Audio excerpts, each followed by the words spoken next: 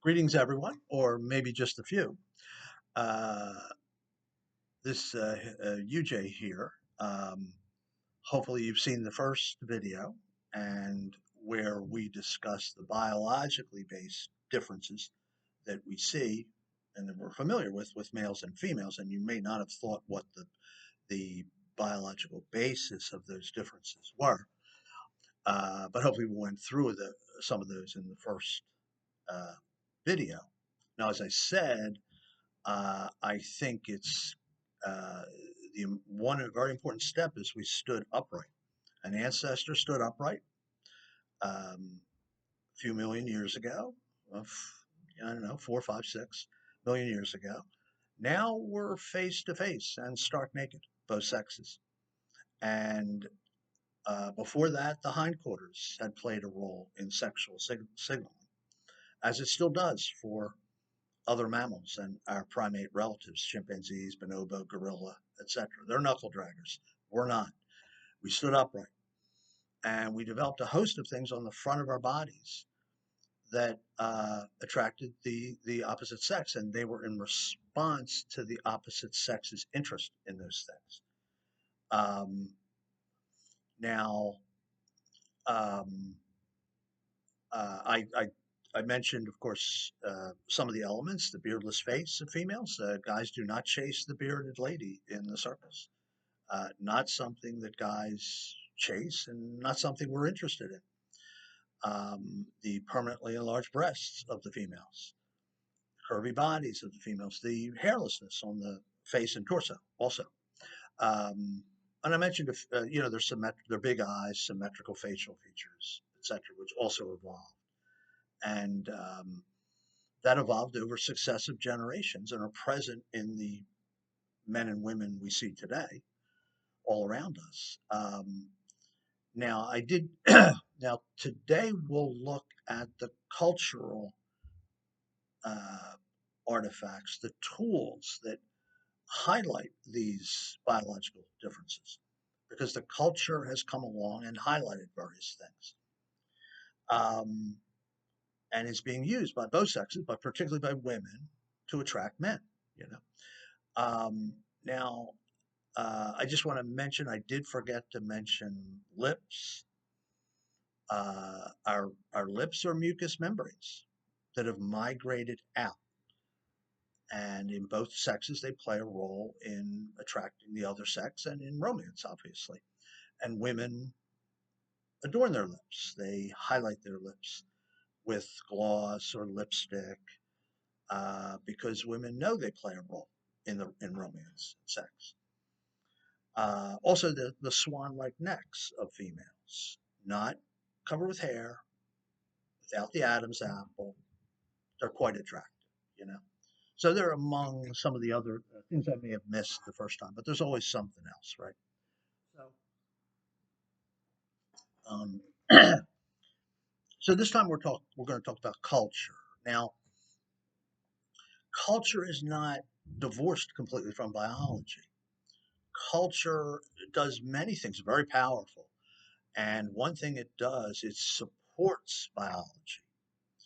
It it works hand in hand with our biology, and it can, in some cases, tamp down biological tendencies. If they get too out of line, the culture can tamp them down. But mainly, it's working hand in glove with biology, and you can see this in women's fashion, right? Okay, because their clothing now we um, uh, we developed clothing about 170, 180,000 years ago. Uh, they've Archaeologists have found sewing needles and things like that. So then now we can use clothing for various purposes. Now, a lot of you probably think that we started using clothing to be warm, but um, according to Desmond Morris in The Naked Ape, and I don't know how many others, zoologists or biologists, agree with him, is the first purpose of clothing was to cover our privates. We're covering our privates, um, because so we can strengthen our pair bond with our partner.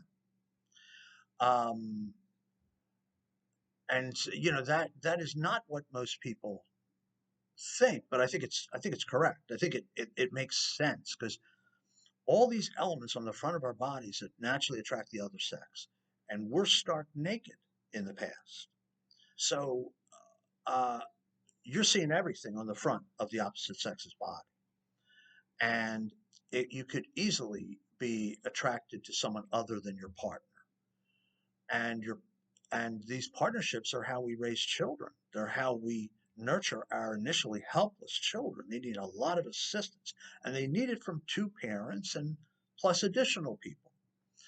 And you can't immediately be fascinated by some other uh, interesting person in the group, or in a neighboring group. So what do? We cover our privates. About 170, 180,000 years ago. And we'll talk about what parts we're able to show in public. Um, we can't show everything in public, and some societies are quite conservative about what you can reveal in public. But okay, so say but we first invent some clothing, and in many tribes they're wearing clothing. But these these clothes, even though we're suppressing sex a bit, we're still marketing it to opposite sex people mainly.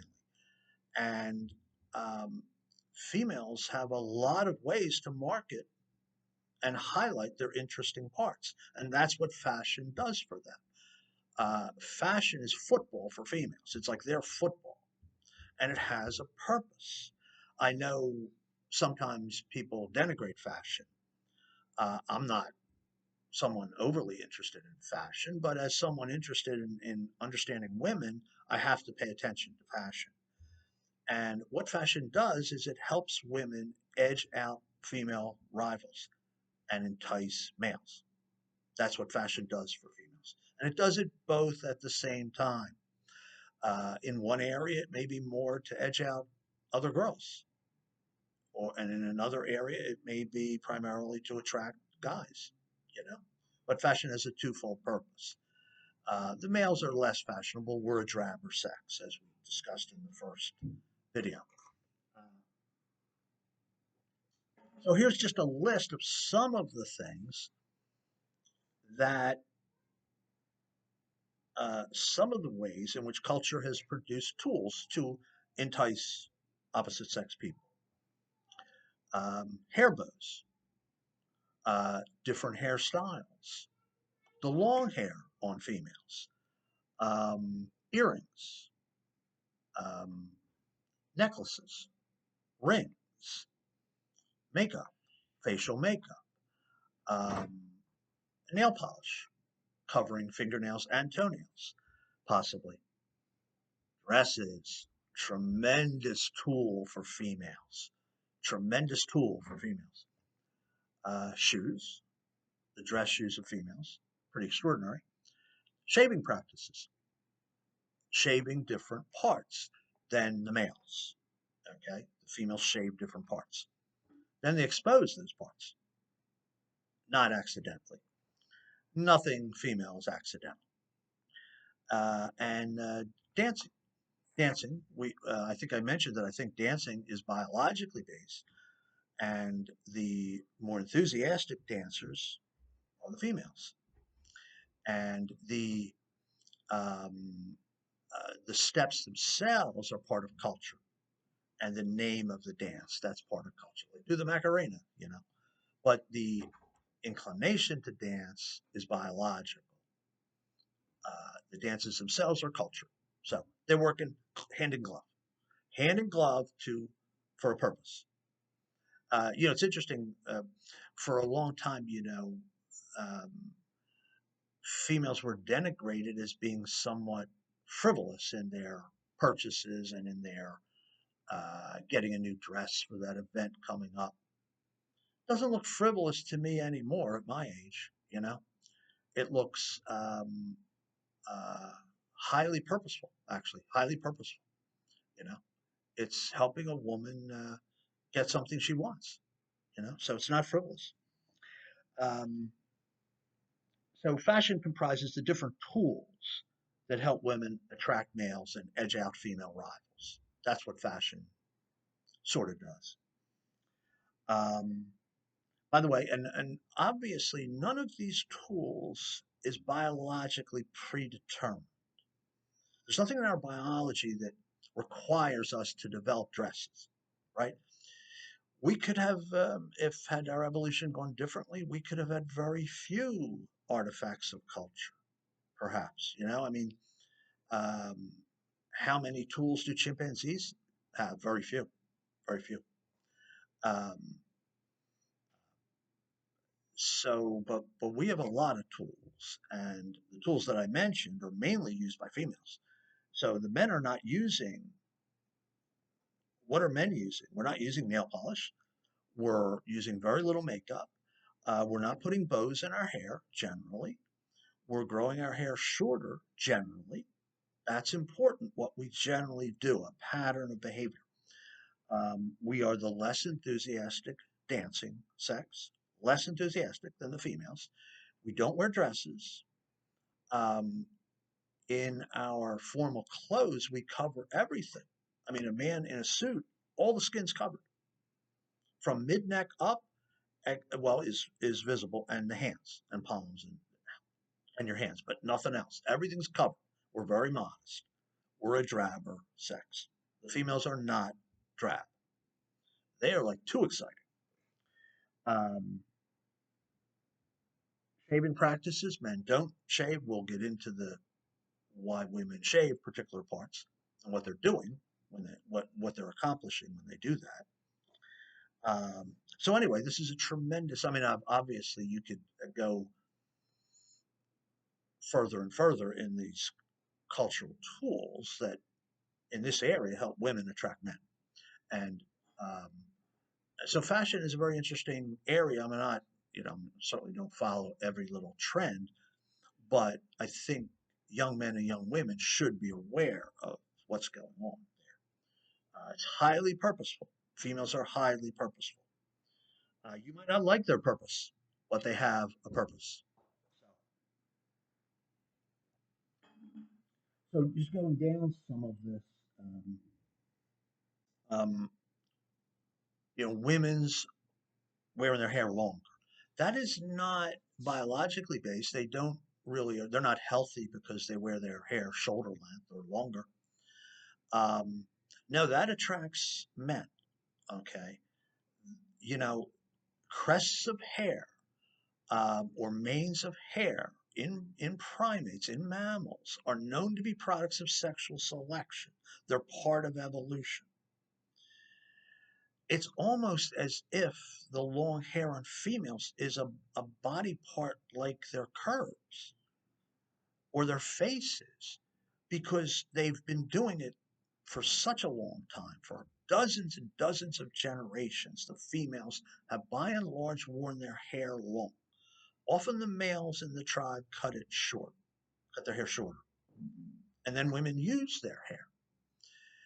It makes them more conspicuous. They flip their hair, they rearrange their hair. Does their hair really need more fixing? Don't you think they're combing their hair multiple times in the course of a day?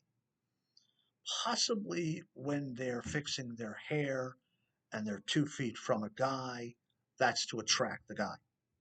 They're doing that to attract the guy. If they could lasso guys with their hair, they would do so.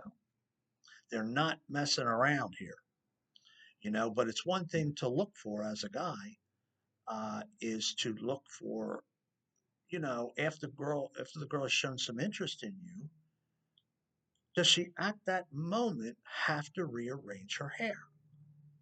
That is probably romantic. It's not grooming. It is actions of grooming used to flirt.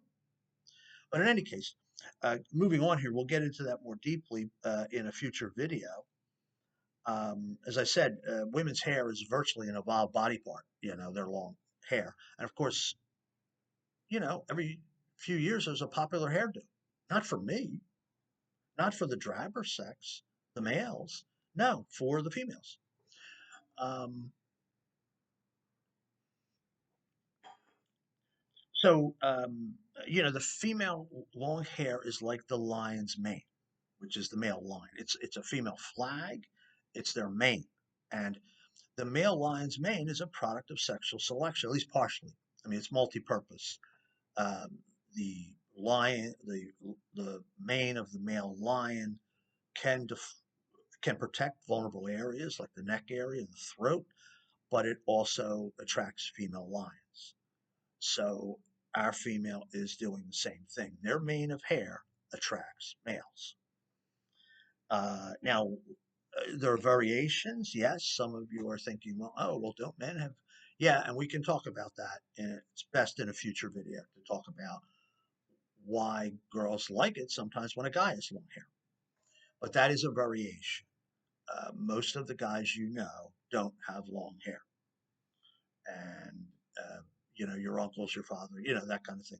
No, they have shorter hair. The hair is less important on the head of a man than a woman. Now, as we move on, okay, so the we I briefly mentioned makeup and jewelry, right? I mean, um, when you're using facial makeup, you're often highlighting the eyes, so you might have eyeshadow, a woman, or maybe some blush, maybe lipstick, highlight the lips. Um, that's to highlight and attract attention to their highly symmetrical and attractive facial features. So that's to attract males. And the woman also may have a necklace on. Again, her shoulders are bare, perhaps. So a necklace is going to attract attention to her nice upper chest, which is usually exposed, often exposed. Oh, earrings. I forgot earrings. The dangly or shiny earrings, hoops or things like that. Um, Again, frames the face, makes the face more attractive. There might be a bow in the hair. You know, it does what you think it does. It attracts guys. And girls are spending a long time getting ready. Do they like useless effort? Do they like pointless effort? I don't think so. Do girls in college always do the extra reading? No, they do what is necessary. They're not about useless effort. Where they're spending time, that is something important to them. And young men should pay attention to that. They do not like pointless effort. So um, now moving on, of course, we have necklaces and bracelets to make the arms more attractive. Um, Now let me discuss dresses. You know, Dresses are the signature female garment all over the world. They're a tremendous garment, but really only worn by women and men in drag, I guess, who are few in number. But um, dresses are versatile, they are colorful, and they are revealing. So they're highly versatile. Versatile. You can make a new style of dress every year. Some different style emerges. They are colorful, so they can be boldly striped, have big flowers on them, have very vibrant colors like red, yellow, fire engine red, uh, you know, bright yellow, all and in interesting combinations, um, and they're revealing. They're revealing. Now, what do they reveal?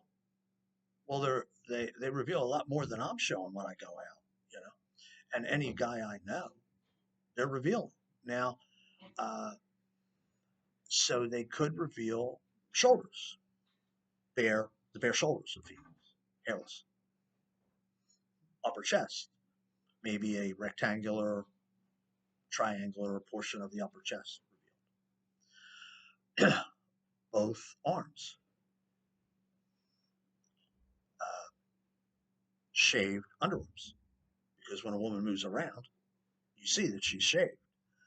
Um, they could have cutouts. The modern dresses have cutouts, openings. Do I have openings in my shirt? Do I have a shoulder opening?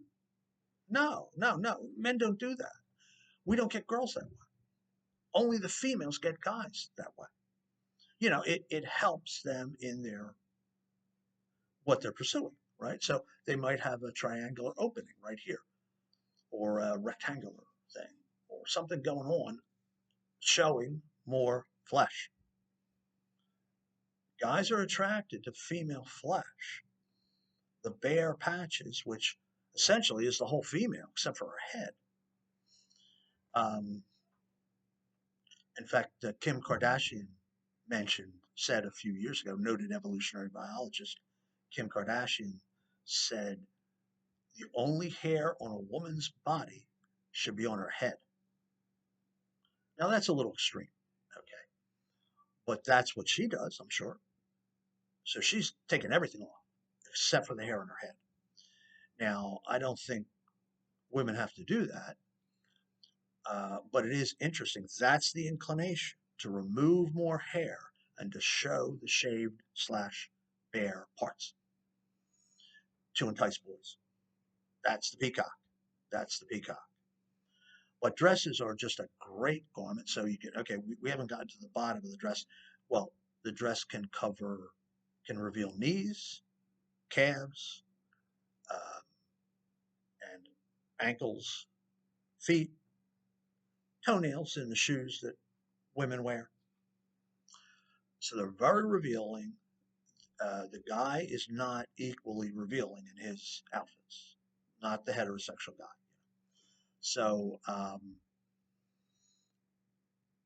so dresses are just a great invention. They're an innovation. Okay. Now, lest you think that this is the fault of a male fashion designer, well, aren't females in that industry also? Don't females work in the fashion industry? Aren't there many famous names of female designers and males? And there are plenty of women who work in that industry. Okay. And everyday women provide the demand. The demand comes, so let's not baby people. Women are providing the demand that results in these dresses, garments, and sleeveless dresses, whatever. Um, Now, interesting. I just want to mention how great today's dresses are. Like if you watch the female reporters or women on the morning shows, sometimes they like have taken two dresses, cut them in half, and then sewed the opposite halves together, like as if the dress doesn't know what it wants to be. Well, maybe I'm red, maybe I'm yellow. Okay, well, let's just cut it right in the middle. Let's have the yellow part sewn to the red part. Okay. I don't have a suit like that. Okay.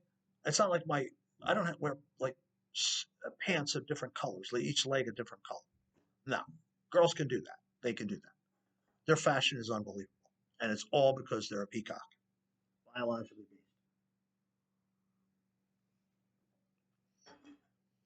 Now, okay, so I'll briefly mention dance. I mean, I think I did a little. The fact that the females head for that dance class when they're 8 or 9 with no prompting. You don't have to hold their hand. You don't have to convince them. You know, um, like you may have to convince them to become a mechanical engineer, but you don't have to convince them to dance. They're dancing sitting down. They don't even have to stand up to dance. So they go to these dance classes, and it's good for girls. They can develop confidence in their bodies, a little poise, and it's used at a high school dance to dance with a boy.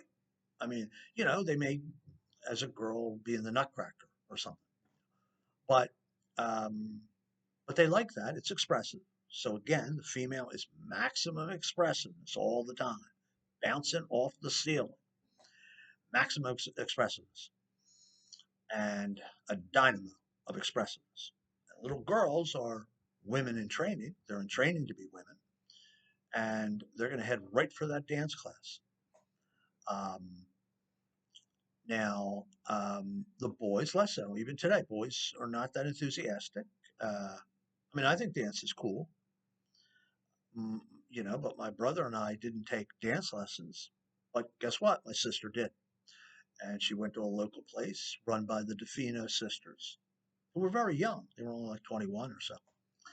And, you know, she tells me she learned poise. I don't know. But she's poised. So, you know, it's useful for girls to do this, and whether it's dance or gymnastics or whatever they're into. Um, but, um, it's a female thing now. And then the culture says, oh, here's a certain kind of dance step. Here's how you do it. We've had some great male dancers also. We've had Barishnikov, we've had Fred Astaire, but females are the dancing sex. And it's good for a guy to dance. It's good for a guy to get out there. We'll talk about that in more depth. But note um, note that the gay females do none of what I mentioned. They do nothing. They're totally different than the straight females. The elements of culture that we mentioned are really elements used by females that are interested in the opposite sex. So straight or bi, either partially or completely interested in the opposite sex. The gay females are not going to use any of the things. So let me just go down the list. They're not going to wear hair bows. They're not going to wear earrings. Certainly not hoop earrings or dangly earrings. That attracts boys. Gay females are probably will wear fewer rings, might not wear a necklace or bracelets. Um, they are going to cut their hair short. So instead of the mane, they have a more manly type hairdo. Probably less makeup. They're not going to put nail polish on their hand, on their fingernails or toenails. Not the gay females. See, they don't want to attract males, so they turn out to be the exception that proves the rule. They never wear dresses. Gay females do not wear dresses. Dresses attract boys. So we can see the purpose. The gay females, the gays act as the exceptions that prove the rule. So, um, so that sort of explains the butch appearance of many, many gays. Ellen, Rachel Maddow, the blonde woman on Glee. They have a certain look, and it's should communicate to young men that they're not interested in being hit on. They're not playing for the team you want to. They're playing for a different team. You know, and also the gay females, they'll wear dark outfits like a guy. They will not have midriff revealing outfits. Now that attracts boys. Not going to show their legs. That attracts boys. They're going to wear pants and probably a muted outfit like a gray or a dark blue outfit. Even a lapel jacket. The gay females, they might wear that. So they're sending a message to other people, perhaps to other possibly gay females, but also to men, and men should read the message. Don't hit on them. You can talk to them. Why not? Learn, you learn things, but they're not to be hit on. They're not going to switch something deeply biological because you come up with a clever line. Um, so then, let me see. One final thing. I think we've been talking for about a half hour here. I mean, obviously, there's much more in this. Um, I want to talk about, like, just briefly, female innovation in this area. The females have been innovative in this area, and it's a shame they don't get respect for that. Now, they have transformed unlovely body parts into something possibly alluring to complement their other celebrated body parts, like their curves and their faces, right? And I'm talking about their armpits and feet. They have transformed their armpits and feet as part of their peacock nature. Holy cow. Men, our armpits and feet can only repel a woman. Women's armpits and feet are somewhat attractive. So, so the shaving practices are part of culture because they're not biologically necessary. We don't have to shave our armpits after all, and we don't have to color our toenails. But these are elements of culture that females have refined over generations. And today, of course, we have our own versions. Now, many populations of females did not shave their underarms until recent decades. And the older folks among us can remember when the Soviet um, high jumper had hairy armpits because in the Soviet Union, the women there, many of them were not shaving, and didn't have to shave. Today, they probably shave with more contact with the West. Um, so this is worth a video too on its own. These two areas, and it may take one whole video to deal with women's armpits. It's sort of amazing. Could that take a whole video? It could, to thoroughly cover it. And the same with their feet. Their feet and females should get credit for making unlovely parts into something alluring that can complement the rest of their outfit and their bodies. So I think that's pretty cool. Um, and now, just a teaser for a future video. When you shave your underarms and wear sleeveless dresses or tops, males become aware of that just with your natural movement throughout the day or at a party or prom or wherever. Um, that increases the expanse of bare skin, bare slash shaved, same thing, bare slash shaved skin that the male sees as he interacts with the woman. So it's very good for a woman that she does that. That is, it's as good as a shoulder. Once you shave your underarm, it's as good at attracting boys as your shoulders or your upper chest. So it's a very smart idea for women in a culture where the women shave their underarms, have the shaving tools to do so.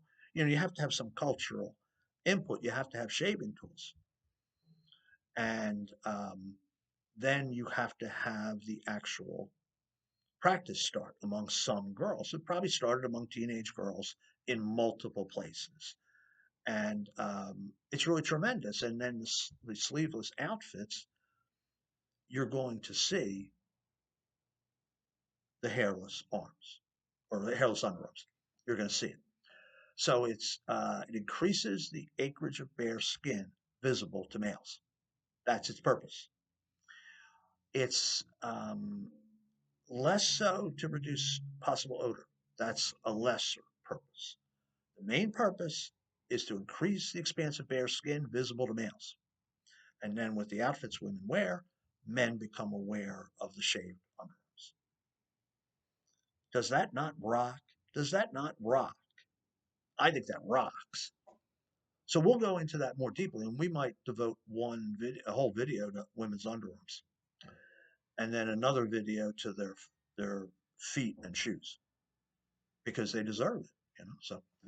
Um, so that's about it for now. So we have some.